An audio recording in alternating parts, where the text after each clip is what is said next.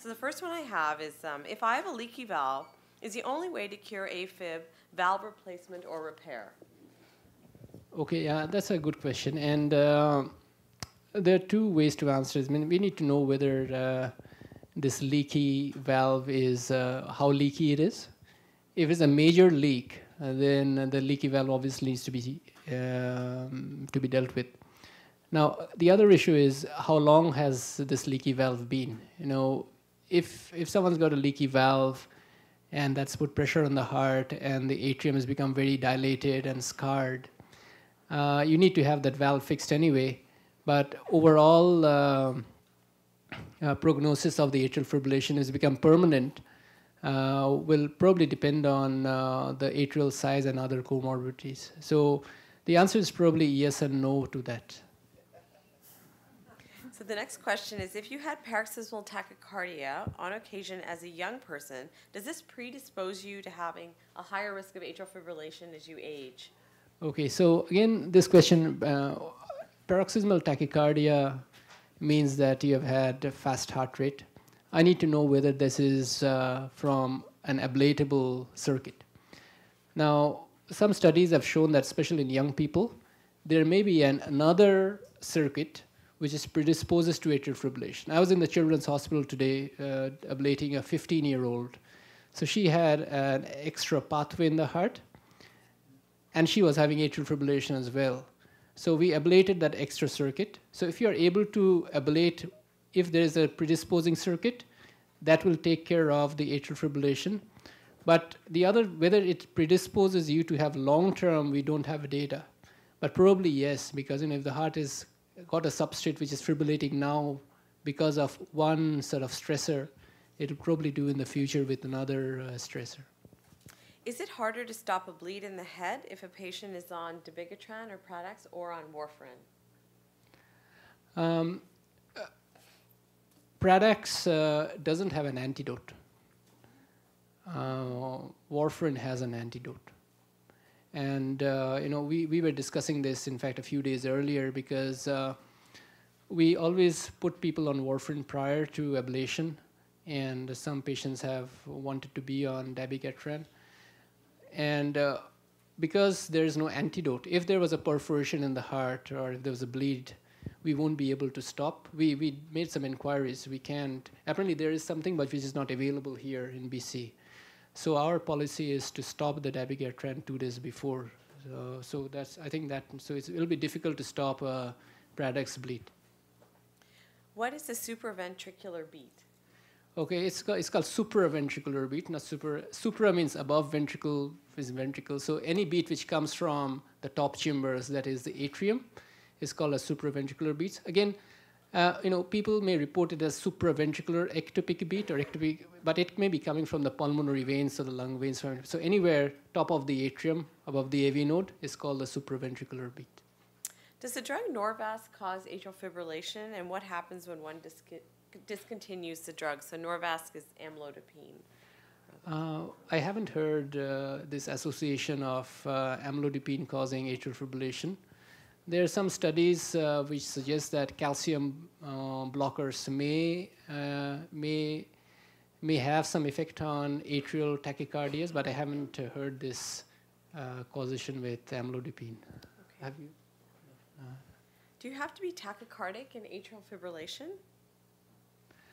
Yeah, I mean, as I said before, the response, the pulse, when we feel a pulse, that is what the beat of the ventricle is doing. We don't feel the pulse of the atrium. So the ventricle will respond guided by the AV node. The AV node connects the atrium and the ventricles. So usually the ventricle will beat fast and you feel a fast pulse. Paradoxically, sometimes in atrial fibrillation, the pulse can be actually very slow. And if you've got a very slow pulse, the blood pressure may fall, and some individuals may become very dizzy or lose consciousness, and sometimes need a pacemaker because the ventricle is reacting very differently to atrial fibrillation. Other thing what we have noticed is sometimes when the atrium is chaotic and it's beating fast and the ventricle is beating fast, suddenly it decides to become normal, it stops. And then the normal sinus beat takes a bit of time to recover. And people may get very dizzy or even lose consciousness between that time. So even those individuals may get pacemakers. There's a condition called tachybrady syndrome. Tachy means fast, brady means slow. Sinus node dysfunction and atrial fibrillation can sometimes work hand in hand. So some individuals where we see that the sinus node is very erratic or slow at times, they need pacemaker, develop atrial fibrillation later in the past. So atrial fibrillation does not necessarily mean that it's going to be always be fast, it can be slow as well. Could you explain the abnormal pulses from the pulmonary veins and its relationship, the mechanism as to how it causes atrial fibrillation? Yeah, okay. So, if you go to embryology or how the heart is formed, and part of the lung veins, it's got muscle fibers around it, not all of it. So there'll be muscle fibers connecting the back of the atrium to the pulmonary veins or the lung veins. As it turns out, for some peculiar reason, that vein or those veins can actually beat very fast, 300-400 times a minute. The various types of muscles in the heart, each can beat at a different, the nature, although all of these are muscles, but these muscle cells, the characteristics of these muscle cells are different. So the electrical characteristics are different as well. So the pulmonary vein or the lung vein muscles can really beat very fast, and we don't know why. Sometimes it does. What it does, if it suddenly starts beating very fast, then that can get transmitted to the atrium, and that can cause atrial fibrillation. So that's the whole idea of trying to isolate or ablate around those pulmonary veins to prevent atrial fibrillation. Can you give any other downsides to Debicatran or products versus warfarin besides cost? You also just mentioned there's no antidote. Yeah. So is there anything else? There is, as it's a new kid on the block, and there are some issues which are being coming out. There are some studies are suggesting there's probably an increased incidence of heart attack with Debi, but the investigators say that it's too early and it's probably not the case. Liver functions need to be monitored with Debicatran as well. But I think these issues, we'll have more information over the next few months to years. How is blood pressure related to atrial fibrillation? Because you mentioned it as a potential risk factor. How does that happen? Yeah, so blood pressure. So the heart's a pump, and it's pumping blood, and it's connected to the rest of the body through the arteries, and the pressure in the arteries is called the blood pressure. Now, if someone's blood pressure is very high, that means the heart is pumping against higher resistance, and that resistance in the lower chambers gets transferred to the upper chambers. There's again some studies to suggest that if someone's left atrial pressure is higher, they are more predisposed to have atrial fibrillation. It's not very clear how it happens, but it's presumed that that high pressure induces changes in the cells and the way they conduct electricity, and that's how it happens. Okay. So if a medication is effective in controlling blood pressure, is having hypertension still something you would count on the CHADS to score? Yeah, hypertension or treated hypertension. Same like, you've got heart failure or treated heart failure, stroke or treated stroke. Anything, if you have had this condition or have had treatment or having ongoing treatment for this condition, it'll still continue to be. Debicatran is not covered by a lot of the health insurers, and it is proven superior anticoagulation than warfarin. Do you have any comments about that? Yeah, I mean, I don't know what sort of comment you, yeah, it's out in the recommendations, and the guidelines are such. And as I told you, many people find it useful, at least for the short term. And if you're going outside somewhere, lifestyle issues, cost remains an issue, and hopefully it'll be better covered in the future. do you have any more info? Well, extended health benefits usually cover Debicatran, and same with the dronedarone. It's not covered under pharmacare, but if you have extended health, that usually covers it. Also, keep in mind that when Debicatran first came out, it cost $500 per month. So it's now $110 per month. So hopefully in the future it would be even less. And hopefully by then we'll know whether it's really safe or not too, right? Because it's always a reservation about the new kid on the block. What? Debicatran? The Weather? For atrial fibrillation? The question is, how does weather affect atrial fibrillation? I haven't come across that association yet, but do you think weather affects atrial fibrillation? And many people come to me and say that they feel they have atrial fibrillation during the night or day. I know about diurnal variations, and every individual is specific. But I know atrial fibrillation often is precipitated by emotion. And I know weather can affect emotional status. There's something called seasonal affective disorder, and I'm very sure there may be some association. So I'm open to, but it's not described in medical literature yet, as far as I know. Would a doctor ever prescribe aspirin with Debicatran? Why or why not? Right. Again, it depends on if it's just for atrial fibrillation, probably no. But if someone had, say, a heart attack in the past, and his CHAD score was high, if someone had a stent, for example, who needs aspirin for something else, then I would have, we would have higher risk of bleeding. But I guess, if the risk of a stent, for example, or the coronary arteries clogging up is probably more than bleeding. You have to judge that on an individual basis. So amiodarone produces a number of side effects. Should you expect this medication to shorten a person's life if atrial fibrillation doesn't get you first? It's a philosophical question. Amiodarone, I always tell my patients every medicine is a poison. All drugs are. All drugs are. So we have to be very judicious about using these medications.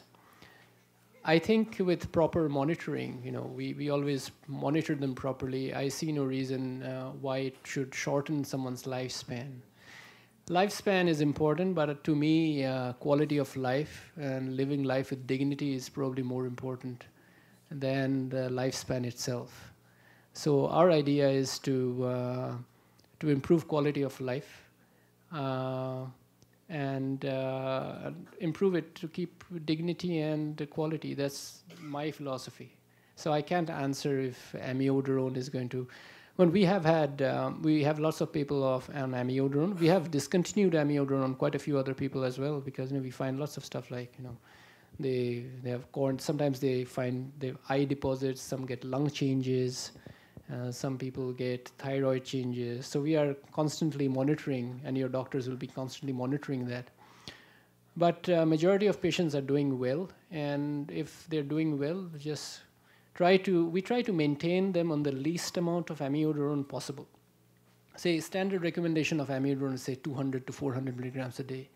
We would even go down to 100 milligrams a day, or amiodarone 3 times or 4 times a week. At some point, atrial fibrillation will come back. Then we know that's the least that they would need.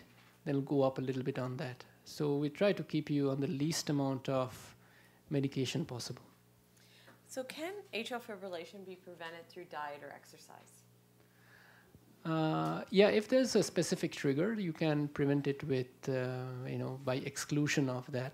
Some people say alcohol, some people say caffeine. There are some studies to suggest that it's not. But I have patients who come to me and say, no, it was alcohol, I had this. So you can prevent that. Exercise, maintaining healthy lifestyle and things are good. If you can maintain good quality of your heart, it's likely to prevent atrial fibrillation. But as I said, if you're overdoing it, there's a small chance you may get it at an earlier age. There's no specific test to predict it. But some people do get it. It's more than normal, though. How many times can a person have an ablation? Okay. Now, this is again, previously, when people had just started ablating, maybe say 10 years, 5 years ago, people were doing lots of ablations. And I think we have been on a learning curve with ablations. Generally, we say is with one go, you can do 65, 70%. With 2 to 3 goes, you can do 75, 80%. But more we do, we are learning that each time you go inside a heart and you produce, the scars and stuff, sometimes that scars can give rise to more bad rhythms. And after the second or third procedure, to me, the overall risk-benefit ratio probably is not as attractive. It's no point going again and again and again. Having said that, I saw a guy yesterday who has his 4th ablation in a different center, and he says he's doing well. I think it depends a lot on what that person feels as well. To me, if I have gone in, I've tried 2 times, 3 times. I myself am not a very aggressive ablation guy. I would say, chance of actually, if I feel there's a predefined circuit that I can go and do, I'll do it. But if it's resistant atrial fibrillation, someone's got permanent atrial fibrillation for 10 years, you do 2 ablations, still atrial fibrillation, I would say, man, I can't. I think realistically you won't find much. No point taking all that risk. As a month-long visitor to Vancouver, whose INR has become varied in the last 2 months, how does this person get an INR?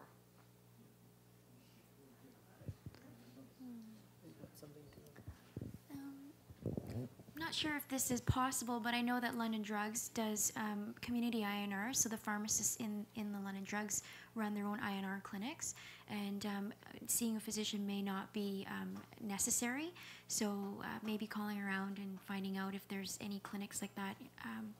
I know there used to be one at Brentwood Mall in Burnaby that had an INR clinic, and one in Vancouver downtown Davie, so maybe that can be a possibility. A patient, this is describing a patient who's had angina and has had a stent in the artery and wondered about a risk for atrial fibrillation. Are they at higher risk? Depends on the other factors. Now, putting in a stent itself doesn't predispose to atrial fibrillation in the long term, but if depends on if there was quick collateral damage to the ventricle muscle, and if the heart muscle has been weak, it was heart failure, then there will be a higher risk. But just putting in a stent, I would say we would probably need more information to judge the case, really. After 2 failed ablation procedures, what would be the person's next step? Again, it depends on what is the condition. Is it a paroxysmal or is it permanent? It depends on how aggressive your center or how aggressive your electrophysiologist is, or what is the actual problem. If something like an organized circuit, like a flutter circuit, then it might be sensible to go in and try once more. If it is, I can speak for myself. If it's a permanent atrial fibrillation in say a 65-year-old, 70-year-old, 2 failed ablations, atrium is very dilated, I would say, look, man, if you're very symptomatic, you can consider AV node ablation. That's my way. But many other people would not agree, and they would say, okay, let's try another ablation. And I know my limitation. I'd say if I haven't been able to get someone in 2 attempts, I don't think I'll be able to. But it depends. If it's paroxysmal, you may try one more time. But if it's permanent, overall benefits are probably not as high, I think. So a question is about the usual ablation procedure. Is it possible to carry it out using an external insertion of the radiofrequency wire to do the ablation? You mean to say outside the body? Yeah, like to go in through the skin. From the front? Yes. People have, especially I've heard about some procedures like thoracotomy procedures where they put in holes in the front of the chest and they put in a camera down and they do the ablation from the outside of the heart. So we go in through the leg and do the ablation from inside the heart.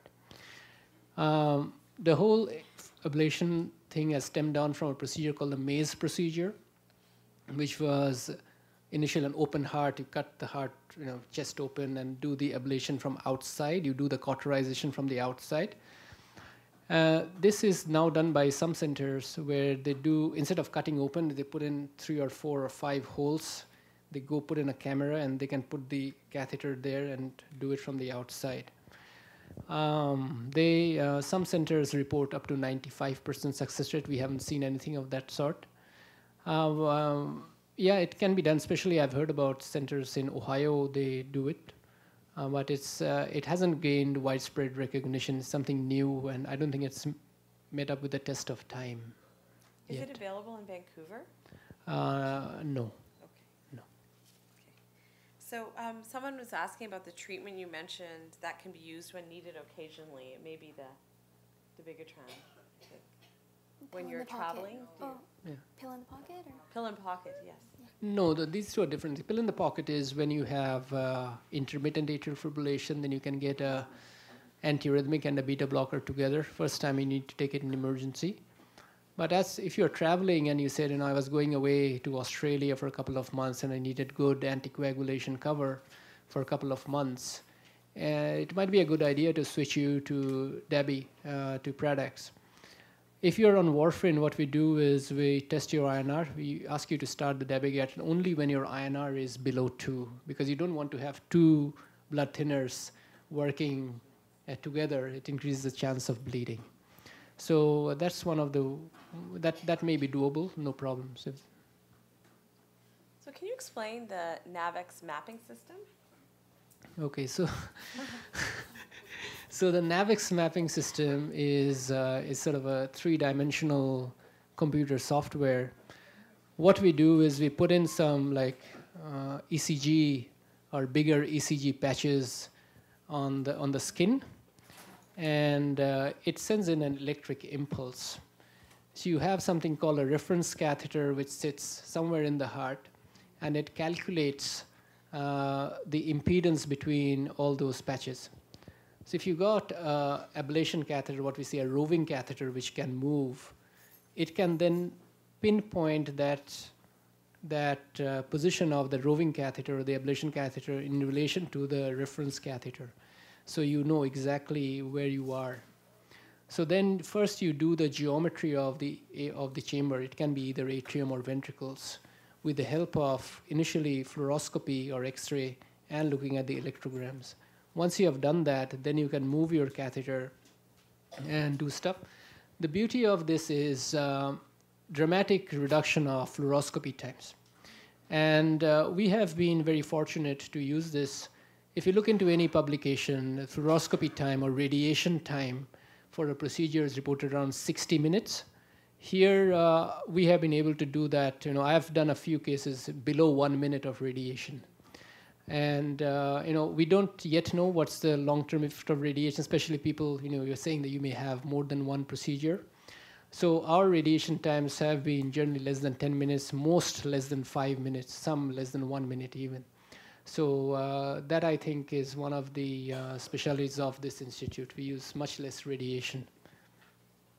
So after ablation procedure, will atrial fibrillation typically come back? This is an individual who had it done over 2 years ago. It's done well. Yeah.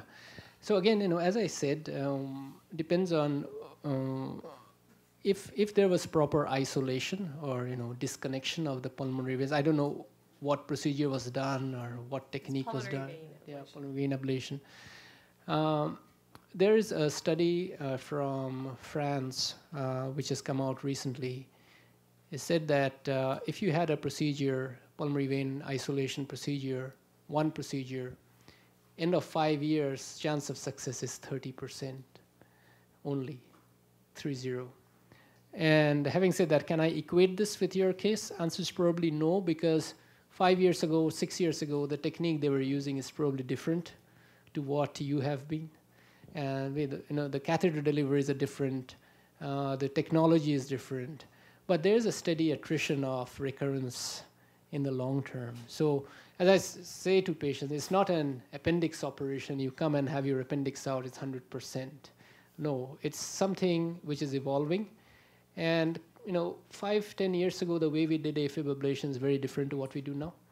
And I'm optimistic that 10 years down the line, it will be very different. So if you have an ablation, and if I'm able to give you 5 years, 6 years of good arrhythmia-free things, arrhythmia-free episode. Hopefully technology in the next 5 years, 6 years will evolve so that the next procedure will give you much better results. So I'm very hopeful of the future.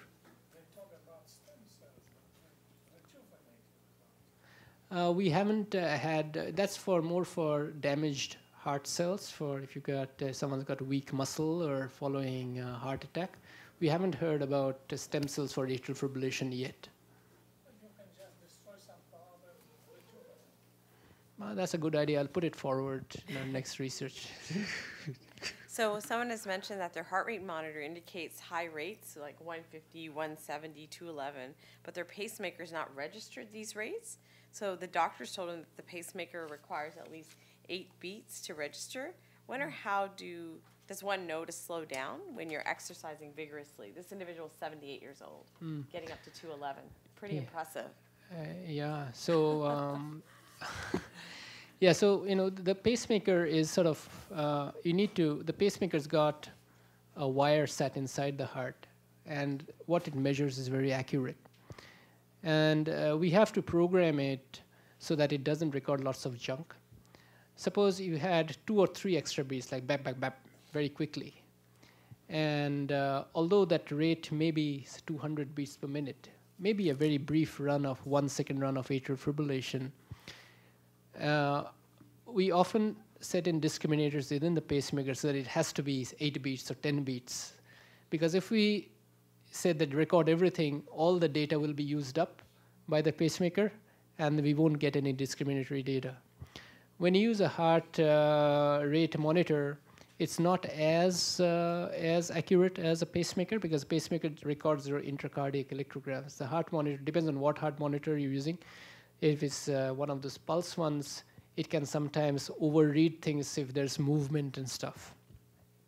So I sometimes see this and hear about these things. I think it's a nice thing to observe. It's better or clinically more relevant if it's consistent.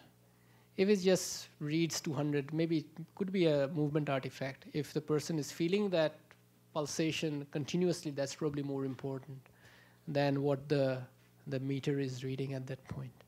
Okay. The doctor told this person that they had a heart murmur, but really not tell them much more about it, and they wondered, could this have anything to do with heart fibrillation or atrial fibrillation?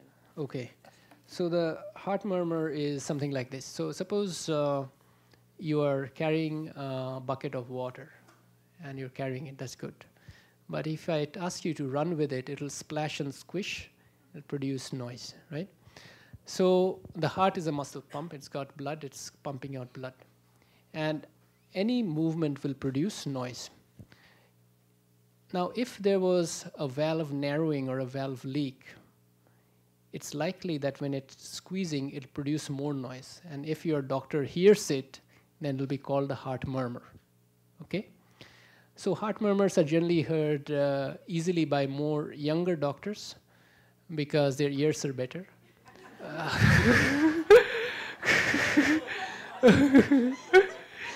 Yeah, I'm saying that, and you'll generally see that more senior colleagues of ours don't usually hear heart murmurs. So if someone's heard a heart murmur, I think it's better to have an echo done to see if it's actually a valve narrowing or something. If it's a very, very good-eared young guy, chance of actually something really bad is on the lower side, I would have thought. But it's advisable to get an echo scan done.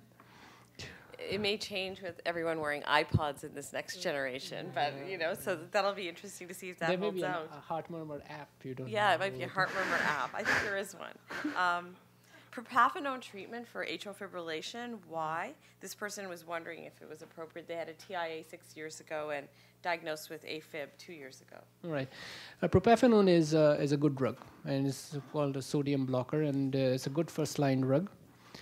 And we often use it, and it often works well. It's difficult to say how it's going to be effective in one person and not in another. But if there's structural heart disease, especially if there's coronary artery disease, propafenone is not indicated. But propafenone usually works well, and I would support if it's being useful. Long term, propafenone, like any other antiarrhythmics, might stop working. You may, typical history is it was worked well for 10 years, then we needed to increase the dose, and then it stopped working, and then maybe some other antiarrhythmic will work. But propafenone is a reasonable drug, no problems. We use it quite a lot. So someone asked the question, what does cardiac ablation cost to Medicare? I won't be able to. These are quite.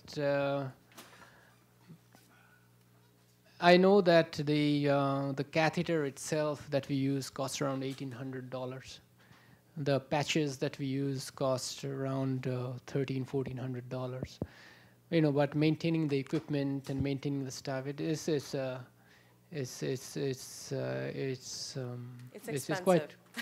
quite a costly thing. But I guess if it keeps people out, what we tend to forget is atrial fibrillation, if it's untreated, causes a lot of heart failure, hospitalization, strokes, stuff. And we are proud to say that with our atrial fibrillation clinic experience, we have hardly had people getting hospitalized for heart failure and things. Now, getting on top of atrial fibrillation is really very important because the senior straight of society are more vulnerable, and we need to champion them because someone got atrial fibrillation, the heart failure, they sit in the ward or somewhere, heart failure, and they get treated with diuretics and stuff. They get home, more atrial fibrillation, come back again and again, and sometimes the root cause of their heart failure is not probably treated as well. So it's very important if someone's got atrial fibrillation to get on top of it and treat it. So more for the preemptive or primary prevention basis. Unfortunately, we can't cost it, but there are some studies to show, coming to atrial ablation, if you ablate someone, the cost is actually less than continuation of medical drugs for 5 years. Right. Okay, we often forget the cost of the drugs, the side effects, the hospitalizations and everything. So there's some data to suggest that it's done. Sorry? Yeah. So there's, again, from this center, there's a national registry called the CARF, so Canadian Atrial Fibrillation Registry. It's run by Dr. Kerr and a few other centers in Canada. So we have got various long-term longitudinal studies here. And it is cost-effective. And having drugs, you might think it's okay, I'm having a little pill, but you're buying it every day, and you're saying 20, 30, 40 years of drugs. And the response or treatment effectivity of ablation is higher than drugs. Chance of recurrence or chance of staying in sinus rhythm is more after ablation than with drugs. Okay. So we've got through all of our, do you have one last question? I have to confess I asked that question. Okay. And I apologize for it, but I did ask it because one physician said to me that it costs $30,000. And my reply, I'm very glad to hear your answer, Dr. Chakrabarti, because my reply was yes, but how often is it, what does it cost each time I've had to be electrocardioverted in an emergency visit of 10, 12 hours? So Right. It balanced out, which is exactly what you're saying. It pays for itself in other ways. Absolutely, and it sure sounds like people's quality of life is dramatically improved, and that's something that I think is the goal of this program as well. The cost is actually, if you rang the Mayo Clinic or the Cleveland Clinic, I would, the cost is far more than $30,000. Yeah. Yeah. And yeah, that's much more. People come to me and say it's actually much more than what you said. So I'm going to close the questions at this time, and I think our speakers are very happy to be around to speak to you for a few more minutes. And I'd like to also notify you that all of the content that was presented tonight, it'll be on the podcast, and the slides will be put up as well on our website, so you can download them or circulate them to whoever you'd like. And next month, April 20th, we're going to be talking about heart failure by one of the other cardiologists, Dr. Mustafa Toma, and Minette Walker, who's a nurse who works in the heart function clinic and the heart failure program. So again, Wednesday, April 20th. So if you're interested in this topic, please come. And also please tell your friends or other people who you think who would be interested in this. And I'd like for everyone to give a round of applause to our delightful speakers. Thank you so much.